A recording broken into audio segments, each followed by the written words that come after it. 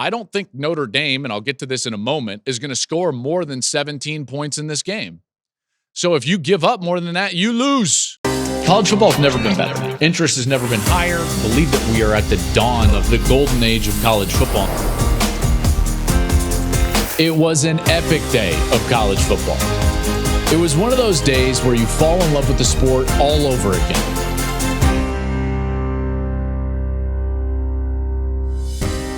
What's up, everybody? Welcome into the Joel Klatt Show. I am Joel Klatt. This show is always brought to you by Hampton by Hilton. We thank them for their support.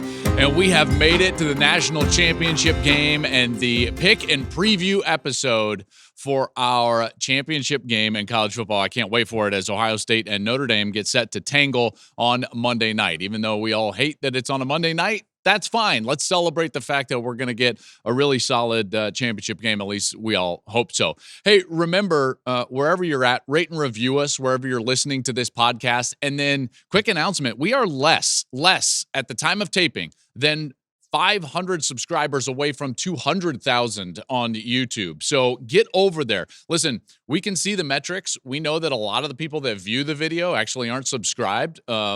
Much more than 50% of the people that view the video aren't subscribed to the channel. Make sure you subscribe to the channel because, again, we've got content rolling out. We're going to film another Understanding Football episode here today. So we've got that coming out, the schematic series, and get over there, click the notification button, and you'll know when all of our content drops. And then wherever you like the social media, we're out there giving you all of our content in shorter snippets during the course of the week. At Joel Klatt Show is where you can follow us wherever you like the social media. All right, let's dive into this thing. We've got a great national championship game, Ohio State and Notre Dame. First of all, we made it. Here we go. I know it's a lengthy process. I know that it should be shorter, but we've already done the commissioner episode and fixed the playoff. Now we just get to celebrate the fact that we've got a great national championship game. Ohio State and Notre Dame going to tangle on Monday for the right to be called national champions. Ohio State, 8.5-point favorites at the time of this taping. Now, I've seen it as high as 9, gone down to 8, kind of settling in 8.5. It wouldn't surprise me at all after this comes out and closer to the game that it goes back up, okay? I do think that the majority of people are going to start to look at this game and realize that, like, man, you know, Ohio State has a really clear path in this one. Now, as far as picks go, we were 2-0 last week, which was awesome. 7-3 in the playoffs against the spread, which means that we are now 56-33 on the season, 63% against the spread. So, if you have paid attention and you had followed these picks and these previews all year long, congratulations, because we've won some money. Even though I've never actually bet, but I've never been more, I would say, like, invested in some of these outcomes than giving these picks this year against the spread. And now I get it. All right, I get it. I understand what you all go through. I understand waiting breathlessly at the end of games, you know, that's a 14-point spread and someone's got the ball and they're driving and they're down 17 and you're like, all I want to see is a touchdown. So anyways, I understand totally now. Let's get into this game. Okay, Notre Dame and Ohio State. Let me first start by saying I think that this is a bad matchup for Notre Dame. I know Notre Dame fans are going to roll their eyes because, yes, I am the same guy that picked Navy outright earlier this season. I am the same guy that picked Indiana outright earlier this season. But, you know, correcting those wrongs in the last couple of weeks, I did pick Notre Dame to beat Georgia. I did pick Notre Dame to beat Penn State, which is what happened. Now, those two games specifically, Georgia and Penn State in the last two rounds of the playoffs, those were good matchups for Notre Dame. Very good matchups for Notre Dame because I thought that the weaknesses for Georgia and Penn State were actually similar and they rested in the wide receiver room. They didn't have great wide receivers. And now you're going to face a team that's actually the complete opposite of that. And a team that's going to throw a ton of weapons at you on the outside. So to me, it's not a game that really favors Notre Dame. I do think it's a bad matchup for Notre Dame because I think the Irish need a low-scoring game. A low-scoring game favors Marcus Freeman and the Notre Dame Fighting Irish. It just does. That's what we got in a lot of senses in their previous games, was this idea that they could win a rugged street fight and it didn't have to turn into a track meet. No one has been able to turn a game into a track meet at the elite level against Notre Dame, partly because they do a great job with their offense of controlling the game and running the football, and they do a great job with their defense, in particular their front seven, stopping the run, controlling first down, and then their secondary has been excellent. It really has. It's no mistake that Notre Dame is in this game. This is not by chance that Marcus Freeman and this Notre Dame team are here. And in fact, they do so many things really well in order to win games in that fashion. Kind of a street fight, low-scoring game. You got to be great in situations. They are. They were tremendous against Penn State in third down. They were great at the end of the first half, getting a score. They were great at the end of the game. So as I said in the recap to the semifinal, what I love about Notre Dame is their execution in situations. It speaks to the great coaching that they get from Marcus Freeman and his development as a young head coach. This is still a guy, remember, that lost to Marshall and lost to Northern Illinois and had the 12 guys on the field at the end of Ohio State's win last year in South Bend, and he's grown from that. And the way that they execute now, as opposed to previous, is, I think, substantially better. Substantially better. They got some solid veterans. They're tough at the line of scrimmage. They do a lot of things well. And do they have the ability to take this game and muddy it up and take it down into a low-scoring street fight? Yeah, they do. They do have that ability. Now, do I think that's going to happen? That remains to be seen.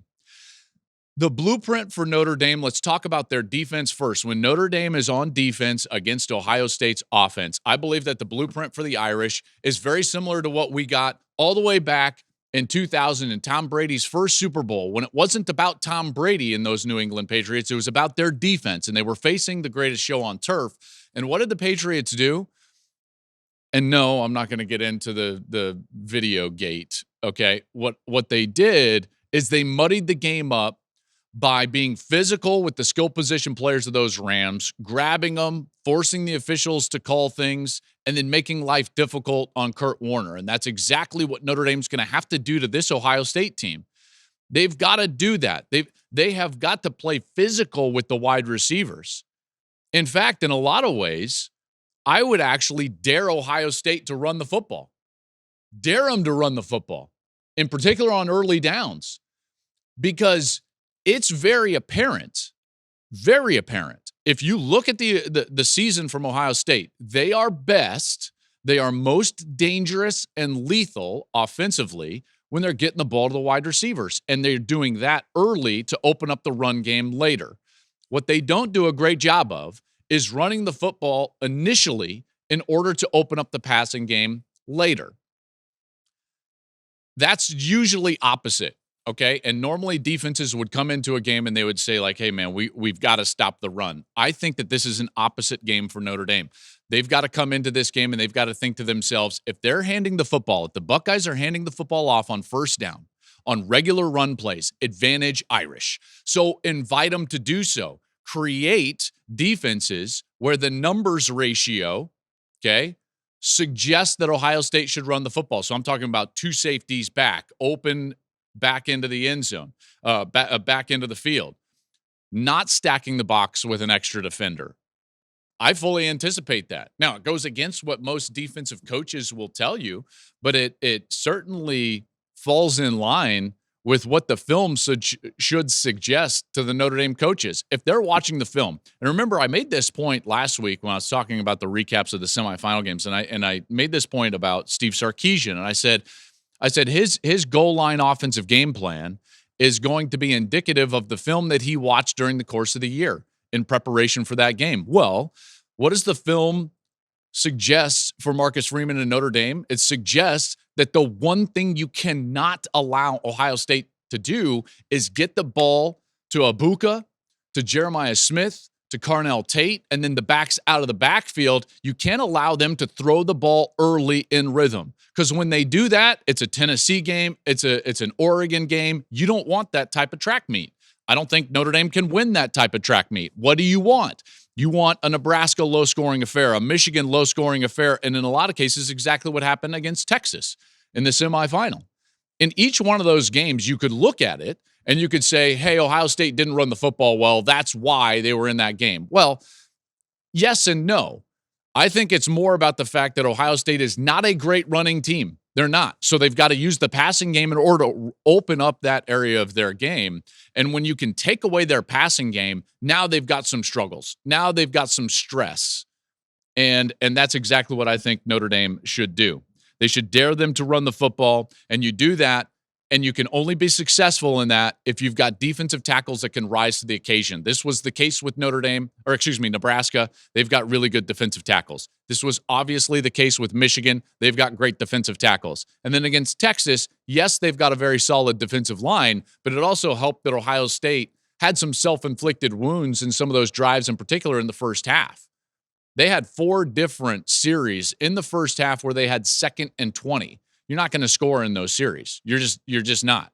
They're driving down to take a 14-0 lead, and Travion Henderson has that personal foul, and then they just couldn't get back into rhythm. And in some ways, you have to view Ohio State's offense as a flywheel. Okay, so if you're not familiar with a flywheel, this is what a flywheel is. A flywheel is essentially a large, it's really physics, okay? So it's a large wheel that takes a tremendous amount of effort to get started, but because of where the weighting in this wheel sits on the outside and not close to the center, once you get it started, then it becomes very difficult to stop, okay? And that's, in a lot of ways, Ohio State's offense. If they can get themselves in rhythm and get started, watch out. It's going to be a shootout, and Notre Dame cannot win that shootout. So it's imperative that, like Texas, Notre Dame survives the first quarter, that they force Ohio State into a game in which they're trying to run the football and trying to prove that they're a tougher team. That then gives an advantage to Notre Dame. Coverage-wise, here's what I think is interesting. Ohio State has not seen a ton of man coverage during the course of the year because most teams just look at their wide receivers and their skill position players, and they're like, yeah, we're not going to deal with that. We're not going to sit there in one-on-one. And yet Notre Dame, I would say, is primarily a man coverage team, and they do a great job of it. And they do it unapologetically, by the way. I went back and watched on film last year's Notre Dame Ohio State game, just to kind of get a feel for, does Notre Dame change what they do because they're facing an Ohio State team that has a great player on the outside? And remember, last year that player was Marvin Harrison Jr. This year, obviously, it's Jeremiah Smith. Here's what I thought was fascinating is that they covered Marvin Harrison Jr. very similar to what Michigan has done with Smith and Texas did with Smith, which was play him in double coverage with a safety over the top primarily. And yet they stuck with man coverage principles. Okay, so they baited Ohio State into running the football, and Ohio State took the bait and could not run it very successfully against that defensive line for Notre Dame. This is last year's game in South Bend. And so it was sluggish. It was low scoring. And then what they did is they played man coverage with 2 safeties. So it wasn't always cover 2 man underneath with 2 safeties back. But what they would do is they would roll a safety over the top of Marvin Harrison, and the other safety would sink into kind of the middle hole, and he would be a free player, and there would be a free player over the top in kind of a double situation over number 18, and they would play man everywhere else. And it forced Kyle McCord, quarterback at the time, to hold the football. And then the defensive line was winning in their pass rush. And nothing was really working for Ohio State outside of that long Travion Henderson touchdown. I think that was right at the beginning of that second half. I think you're going to get a lot of the same thing in this version of the matchup. I think you're going to get light run defensive box in order to invite the run. And you're going to get 2 free players and man coverage underneath. Now, would I suggest it? Not really. I don't love the thought of trying to play Carnell Tate, Emeka Egbuka in man coverage. And by the way, you've still got Judkins and you've still got Travion Henderson, and they would be matched up against linebackers. So I don't love that matchup. If I was Notre Dame, I would not play man coverage. I would actually play a ton of catch zone, which is what Michigan played and what Texas played, where you've got more players than they're sending out in the route, and you're catching a lot of routes. You've got 4 eyes, basically 2 players on Jeremiah Smith, and it made Will Howard's life very difficult. That would be the game plan for Notre Dame, because the alternative is that those players get loose early, that Chip Kelly and Ryan Day have the creative, aggressive game plan early, which gets the flywheel going, and then you can't stop them. And then all of a sudden they've got 14, 21, 28 points before half, and Notre Dame's not winning that game. They're just not. In fact, I have kind of this drop dead point of 17. I don't think Notre Dame, and I'll get to this in a moment, is going to score more than 17 points in this game. So if you give up more than that, you lose. You lose. That's the small margin and the narrow path that Notre Dame has to victory. Now, you could say, like, Joel, you're crazy, but it's been a narrow path with Georgia. It's been a narrow path with Penn State. In a lot of ways, you could say, like, those were the only ways those games could go and Notre Dame come out on top. And it happened. And it happened because of their excellence in situations and their ability to make the key play in the right time, in particular on third downs, some of them on fourth downs. Are you definitely going to do that against Ohio State? I'm not sure. I'm not sure, because Ohio State has several different paths to victory. Offensively, be aggressive. Be aggressive and be creative. Ohio State's not a great run team, and they're not a great drop back pass team. I know that sounds crazy. You're like, well, hold on. Then why are they so good? Because when they're aggressive and creative and they can move the pocket and they can get the quarterback, Will Howard, out of the pocket, when they can get the ball into their players' hands quickly. So I'm talking about quick game. I'm talking about horizontal game, run action pass. That's when they really excel. And then what happens is that the shots open up down the field and you can get to play action pass. You can take shots down the field. And then that's when you hit them with a big run. So it's sequential for Ohio State. It's sequential. And if they can be aggressive and creative, in particular horizontally, getting the ball out of Will Howard's hands quickly early in the game, then they're going to have a great chance to win. Let's go to the other side of the ball.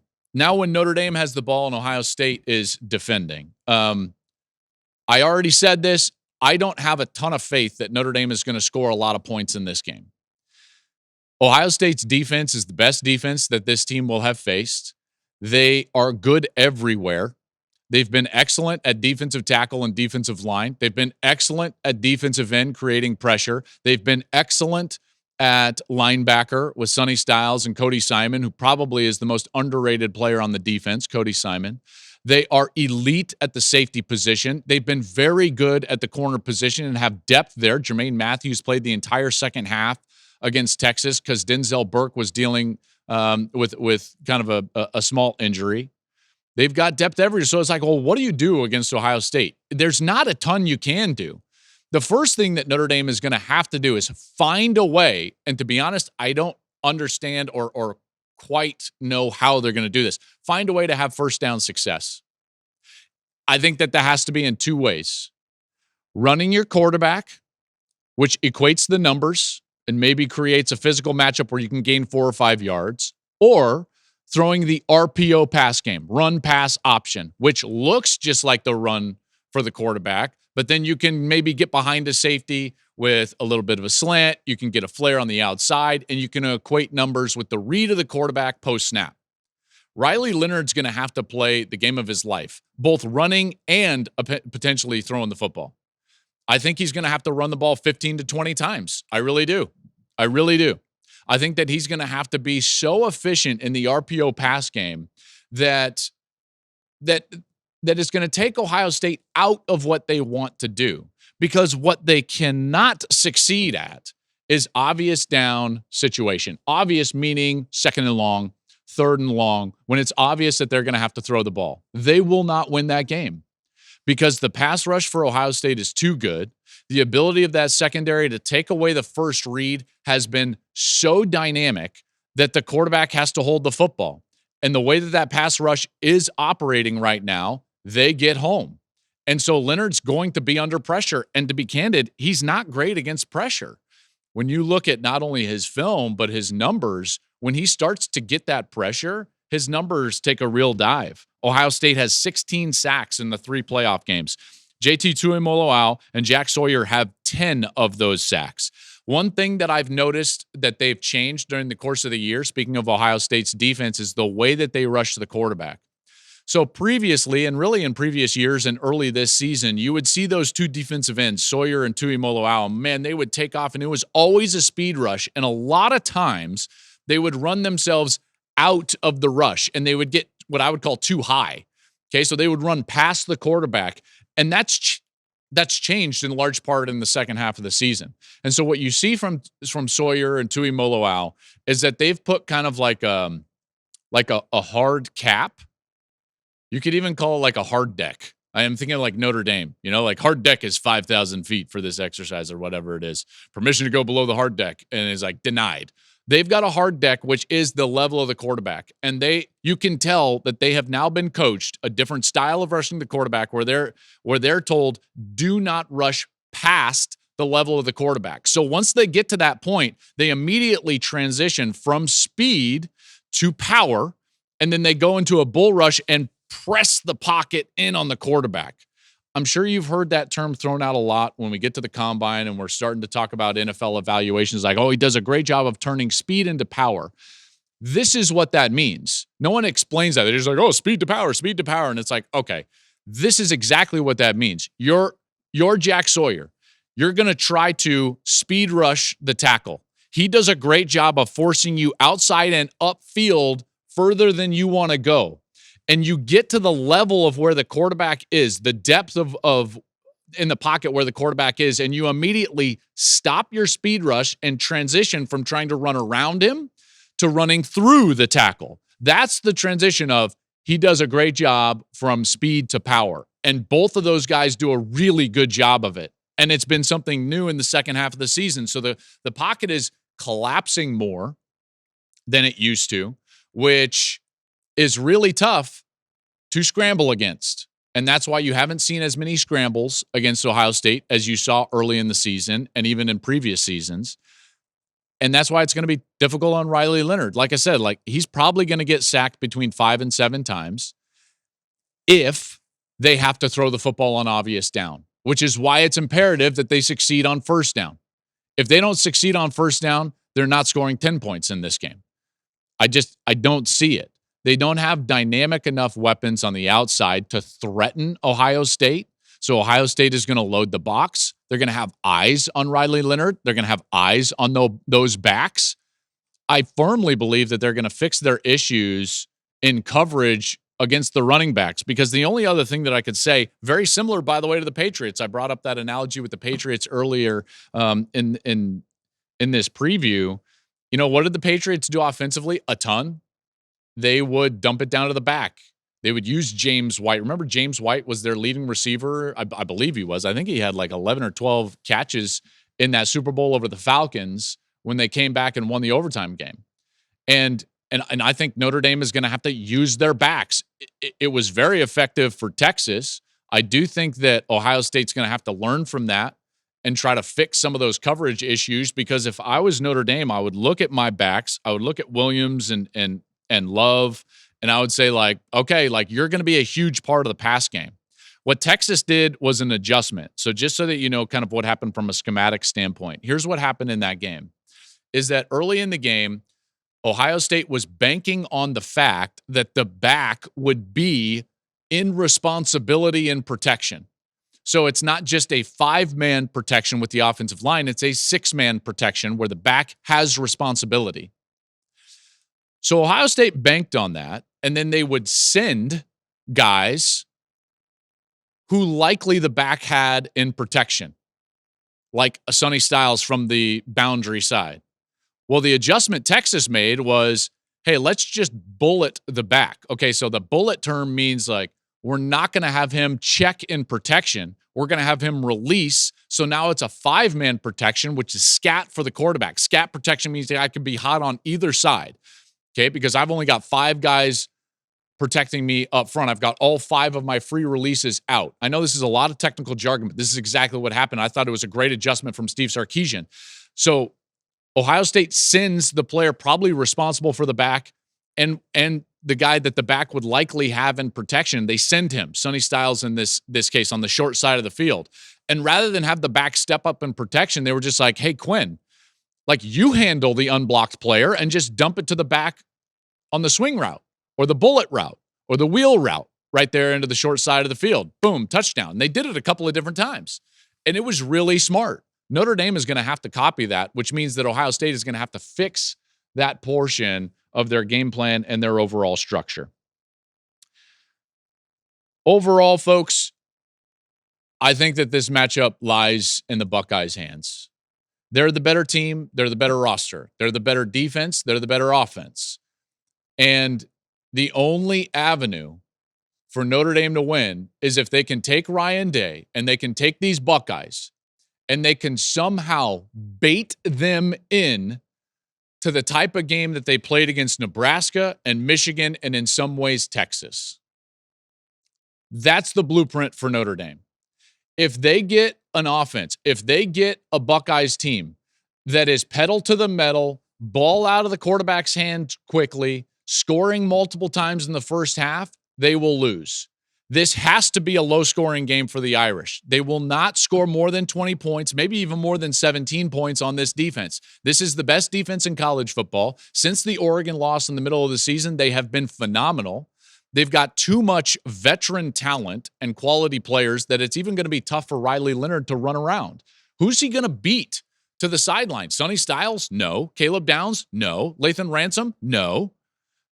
So you get my drill. Like, where are they going offensively? Notre Dame is going to have to create short fields. They're going to have to steal a possession here or there. They got to bank on the fact that Ohio State's going to have some penalties and knock themselves back with self-inflicted wounds. They're going to have to bait them into that game where they're just running the ball on first down. When Ohio State just nondescriptly runs the football on first down, every Notre Dame fan should just be like, okay, that's good for us. That's good for us. Because when it's dynamic, when it's horizontal, when it's quick, and when they get those speed players, when they get the ball in their hands in space quickly, man, it's difficult to cover. It's very difficult to cover. So here we are, last pick of the season. We're 56-33, 63% on the year against the spread, and only the top games of the week. We've got one left. It's an 8.5-point spread favoring the Buckeyes. Final score in the national championship game officially is Ohio State 35, Notre Dame 17. Buckeyes win the national championship. They cover the 8.5, and maybe, just maybe, everyone gets off the back of Ryan Day. There you have it, everybody. Remember, follow us on social media at Joel Klatt Show. We are just a mere hundreds of subscribers short of 200,000 on YouTube. So get over there and subscribe. I know a lot of you watching out there are not subscribed, so get there and subscribe. And I got to tell you, man, I have loved this season. I hope you have loved this season as well. We've got one more that's enjoy it, the national championship game on Monday night. We'll be back on Tuesday morning with our recap of the national championship game right here at the Joel Klatt Show.